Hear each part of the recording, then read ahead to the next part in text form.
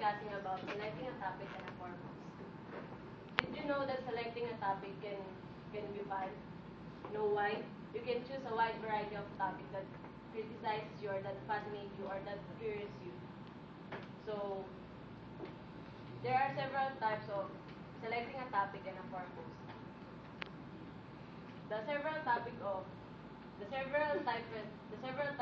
selecting a topic and purpose are individual brainstorming. In the individual brainstorming, you think your topic in a limited time. You think your topic that comes along in your mind in just a second or in just a minute. And by individual brainstorming, mostly the professor use that. Sometimes they give you topic in just a limited time. And the second approaches is categorical brainstorming. In a categorical brainstorming, you are categorizing your topic. Example, people, places, events, and things. You can choose your topic among those four. And in categorical brainstorming, it is general and it is not specific. It is categorizing your topic that you want. Maybe in the categorized like people or in the categorized like in things. And the third approach is personal inventory.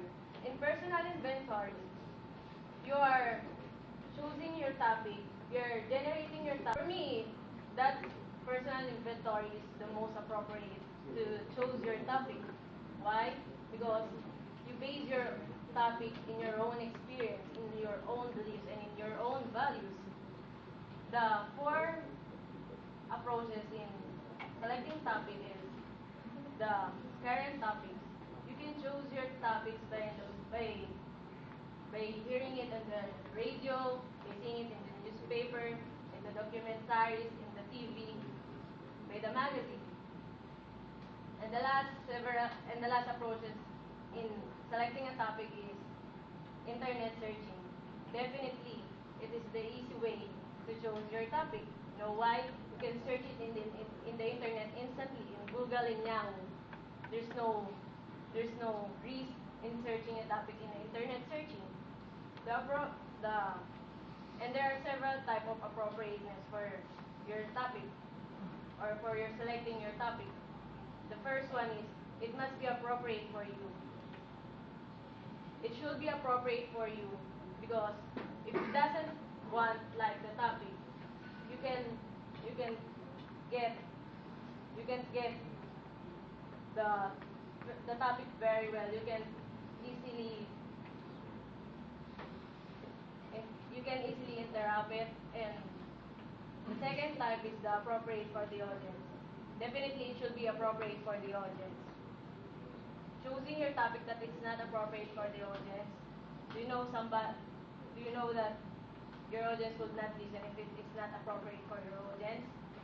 And the third one is it must be appropriate for the occasion.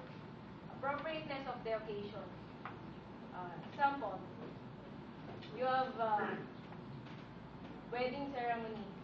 You could not say that in a wedding ceremony you would have a speech for graduation speech. You should have the wedding ceremony speech, right? And there are several purposes of public or selecting a topic and a purpose.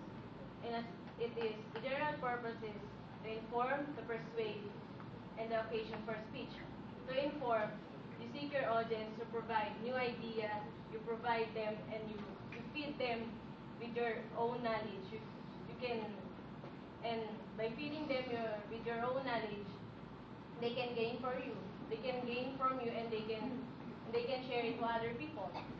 And to persuade, in persuading, you must present a fact, and you must present the example in the like now. It's voting time again. You must present the fact that you are credible, that you are a credible person for the people that you want to vote for you. And the last is occasion for speech. It is same as in the appropriateness for the occasion. You must topic or you must choose a speech that is appropriate for the occasion. And